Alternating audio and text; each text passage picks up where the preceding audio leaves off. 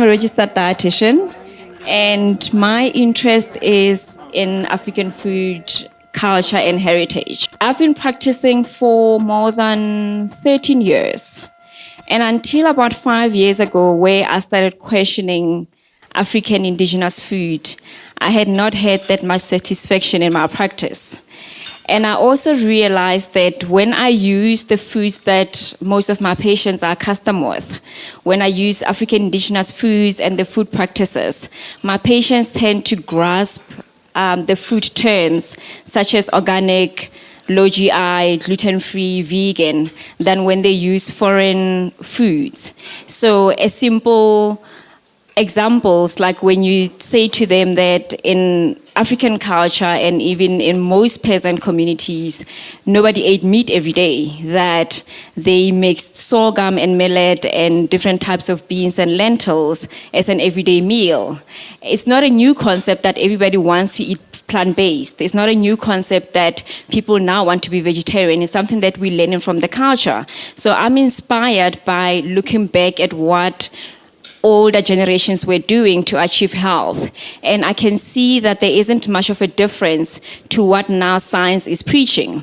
If you look at functional nutrition, which is what I'm studying, we don't learn anything new. We talk about fermentation as if it's something new. Our cultures have been fermenting food for a very long time.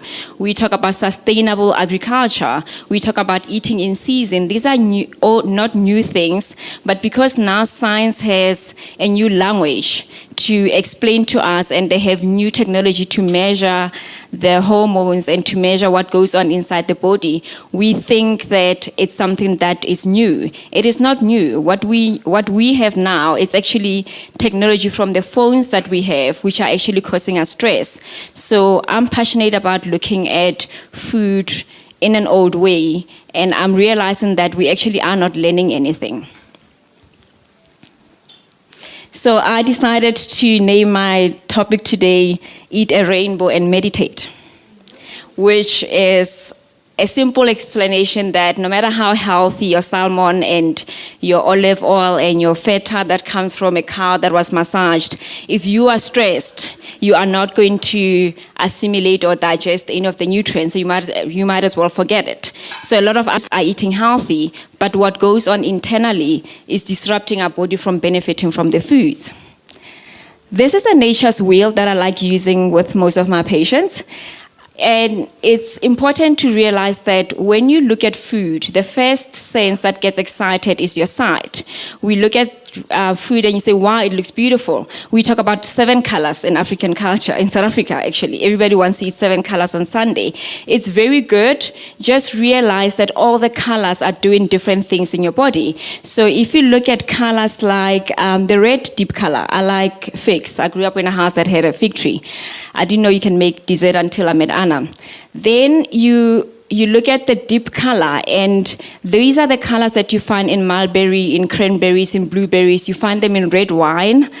Actually, it's from the grapes. They are known to help with the heart health. They improve your immune system. They also help to strengthen your blood. So next time that you reach in for your blueberries or your cranberries, just don't look at it in terms of the taste and the color. Think about which organ in your system is going to benefit. This is the green colors. I chose the African indigenous colors, but you can think about kale, you can think about spinach, the cabbage, think about pumpkin leaves, and also the traditional morogo. They're high in chlorophyll. So chlorophyll is where you get most of your vitamin C, you get most of your vitamin A. So your immune system is also influenced by the green food. So next time that you eat green, think about, I'm benefiting my immune system. But still remember to relax while you're doing that. The red colors are the lycopene. Lycopene is mainly in tomatoes. That it's important that when you're eating tomatoes, they need to be cooked with a little bit of oil that you benefit. Yeah, it needs to be cooked. No. Cooked with a little bit of oil, so for you to benefit. This is one antioxidant that has the strongest research data on the prevention of prostate cancer in men. So all the deep red colors that you eat, think about also then influencing your strawberries, all the different berries. This is the white family, that the onions and the garlics and the leeks, the allium family, they lower cholesterol, they strengthen your blood pressure, and they strengthen your blood vessels, and they also lower your blood pressure. So next time that you're eating them, just think about your heart health. But they need to be eaten mostly raw or cooked for less than 2 minutes. So when you're cooking, think about cooking the food and not killing it.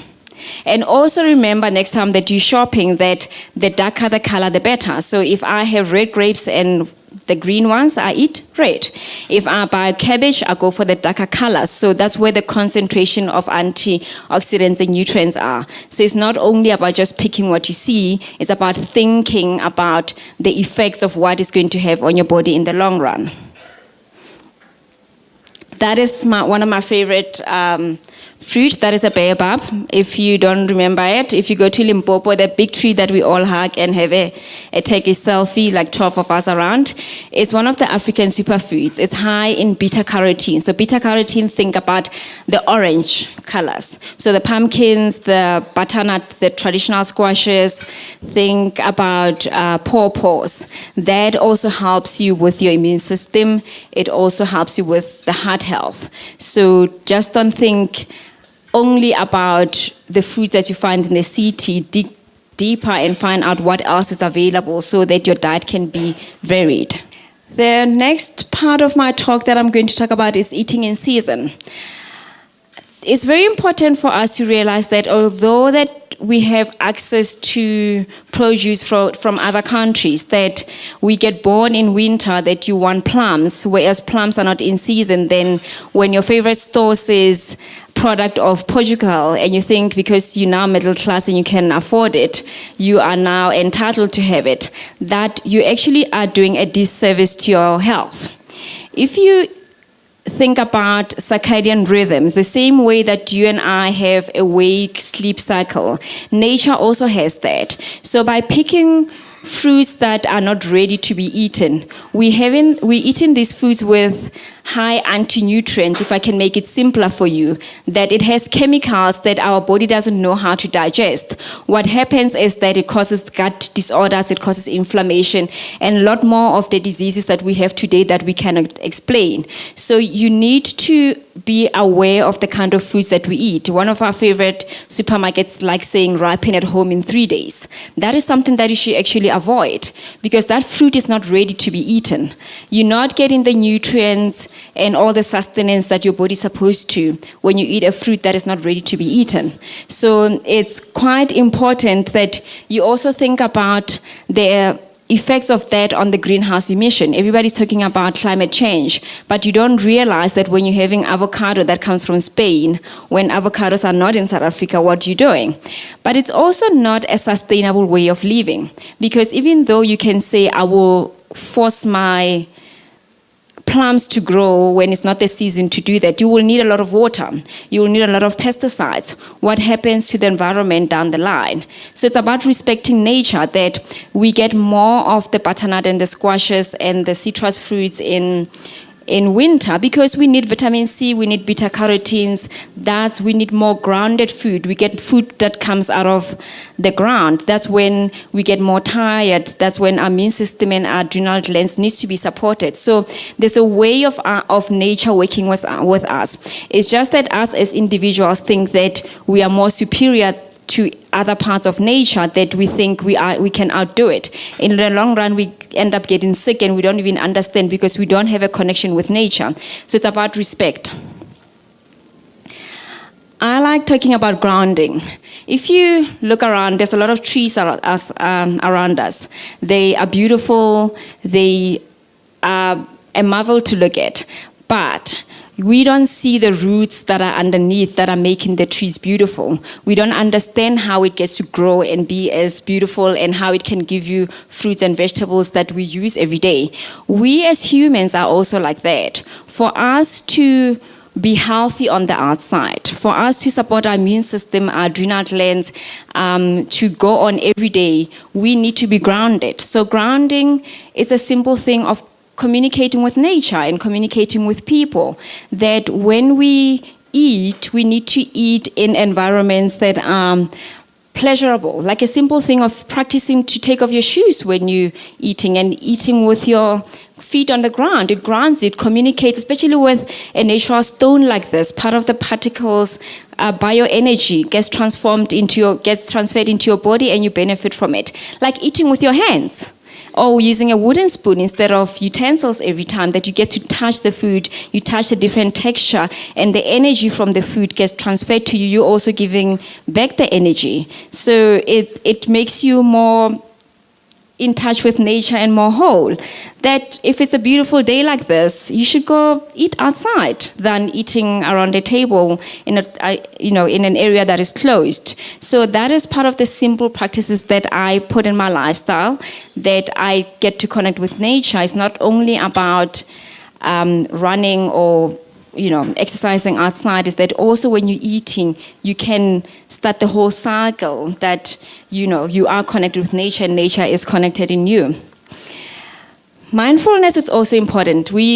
Most of us grew up in families that you pray for food, but it's not only about the religious part of praying. It's about looking at the food and be grateful for having a meal, because most people don't have a meal, but also appreciating the food in front of you and appreciating that your body is going to be nourished and you're going to benefit from the food. Part of it also then settles your emotions. Your cortisol level also lowers down, and you're going to digest the food better.